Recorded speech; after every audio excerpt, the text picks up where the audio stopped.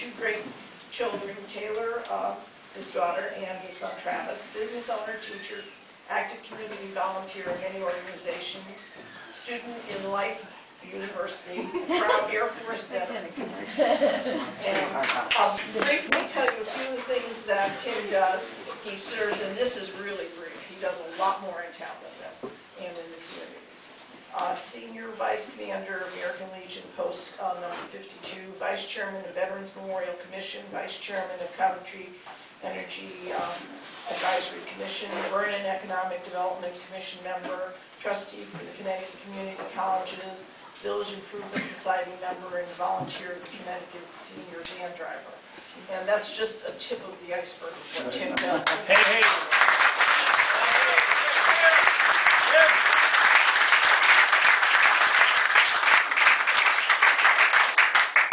You get to these events, and thank you, Hal, first of all, for letting me go first in Vernon when all these great speakers were here among us.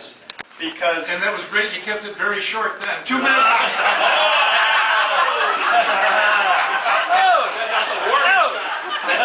He gave me 3 minutes to speak, and I did it in 2 minutes and 59 seconds. But the reason why, thanks, Madam McCoy, but the reason why I kept my bio short is because, unlike many of the other Republican candidates in here, I'm running as unopposed as a Republican. Because it's time that a Republican like myself removes an entrenched Democrat from our...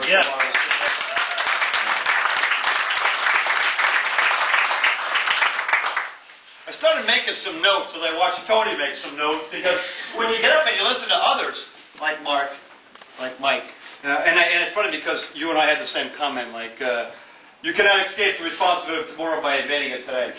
As a small business owner, I know there's other small business owners in town, we look at the times that we're in right now. And we essentially make our budgets to what we believe that our forecast in business will be. Maybe that has to be, cutting staff. Maybe you look at cutting your overhead in business. Why is it small business owners and large business owners, per se, know what to do when the times get tough? But government doesn't. As a small business owner, I look at reaching out to my customers and saying, to them and nurturing them to say, we're looking for your business in the future. How can we help you in terms of achieving that? And saying to them, we're going to cut our costs and give you the best value that we can for the dollar.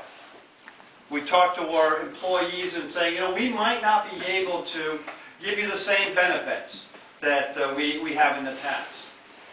But when government takes over, they look at the customers, you the taxpayer, and increase your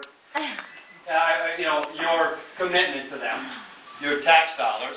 They also give you less for your dollar in terms of less services. So, and take care of their own in terms of and we talked about the state employees. And God bless them all, the state employees. They do well in terms of their pensions. I sat with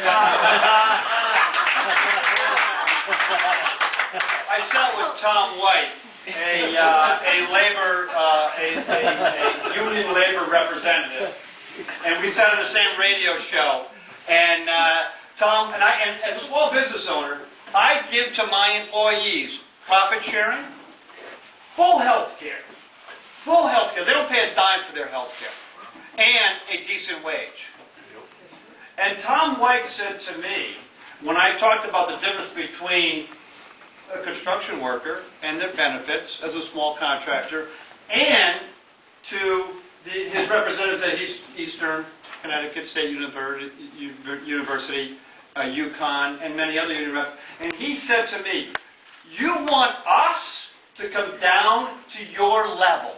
Wow. Absolutely. Oh, yeah. Oh, yeah. And I sat back and said to myself, full health care, profit sharing, and a decent wage is a bad level to be at? Yes, it is. What has happened to government in the state of Connecticut? I just want to tell you a little bit about Tim Ackert, and I'll keep it very short. We need to make changes in Connecticut. Mark said it very well. Mike said it very well. I look forward to whoever is our governor to support you in any way that I can as a state representative, because that is what is needed to be done. But as a governor, that I don't see eye to eye with you as in terms of, maybe somebody that has different beliefs than I do, in that we need to limit our government and we need to think about privatizing some of our services, then I will oppose you. Tim Ackert is an individual that is a get-it-done individual.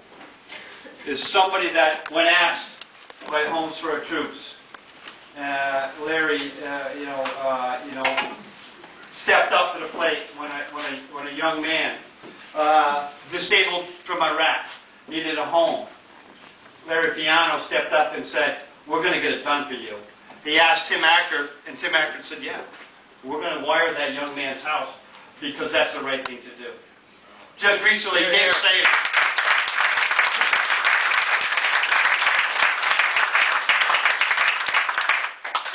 Dave Sayer, who works for Habitat for Humanity, gave me a call.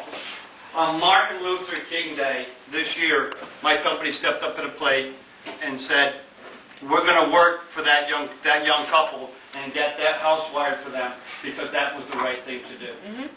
When Joan mentioned some of the list of things, when the American Legion needed to have somebody step up to the plate and be their advocate, now I pass that on, thankfully, because that was a hard job.